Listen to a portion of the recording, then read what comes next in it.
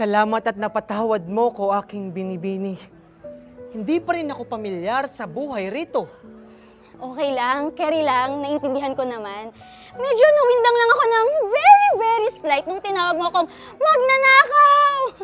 Pero naiintindihan ko. Natutuwa ako na mabilis mong natanggap na ako ay isang tao mula sa lumipas na parte ng kasaysayan na napunta sa panahon mo. Oo, nangyayari nga yun kung minsan. Labis akong namamangha sa teknolohiya rito.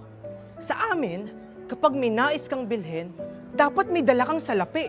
Dito, hindi mo na kailangan bayaran. Hindi. Mali ka ng pagkakaunawa. Binabayaran ko pa rin lahat ng yan. Hindi nga lang diretso sa nagtitinda. Ang tawag dito, credit. Imbis na magbayad ako gamit ang pera, gagamitan ko na lang ng app para mag-scan ng QRPH code. Para mas madali, isang bayaran na lang each month. Isang bayaran?